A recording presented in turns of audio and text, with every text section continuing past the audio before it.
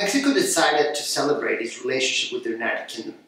It's a relationship that in 2015 it's celebrating 190 years. That's why both countries decided to organize a program that lasted for the whole year, in which they will portray the best they have of each other in the other country. And we sat and signed a memorandum of understanding that allowed for both countries to celebrate what's been now labeled as the dual year, or the Year of Mexico in the UK and the Year of the UK in Mexico. The dual year started as a cultural program, cultural exchange program. But soon after we analyzed it, we realized that the relationship went way beyond culture and included many other topics. That's why we decided to amplify the program and beyond the cultural activities also include trade, business, investment, tourism activities, and those related to education, science and innovation.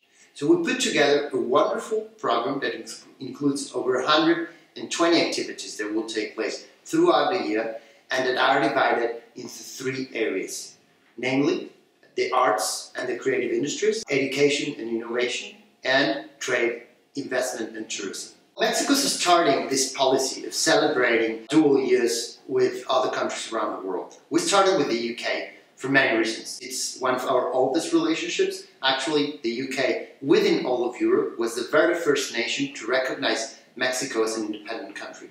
So that's why we decided to start with the UK. So there's really been an exchange of ideas and an exchange of people for many years. So I think from its very inception, the relationship between both countries has been strong in all different fronts. And that will continue to be the case after we finish the celebrations of 2015 and we start to work towards what we want the relationship to be in the following centuries. What Mexico would love to see of this dual year is for the British people to understand Mexico in all of its diversity and all of its complexity, to have a real picture of Mexico that includes all of its content and all of its contexts. The British people that haven't had the chance to visit our country realize that it's much more than just a touristic destination, that Mexico has a great potential economically, that's a great place for doing business, that's a great destination for investments, and it's also a country that has a very young population and a very creative one, a country that constantly renews itself. What we would love to see out of the dual year is an increased trade relationship with the UK, having more Mexican companies coming over here and investing in the British market. Britain is the 6th largest economy in the world, Mexico is the 14th largest, but we do not necessarily see that reflected in our commercial relationship.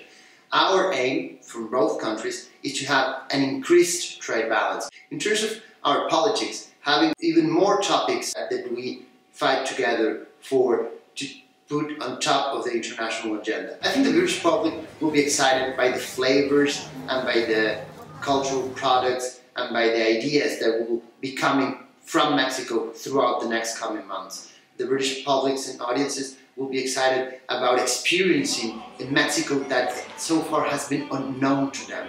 A Mexico that goes beyond what they read on the headlines, beyond what they might hear in the news. A Mexico that's completely new, fresh, young, and undiscovered.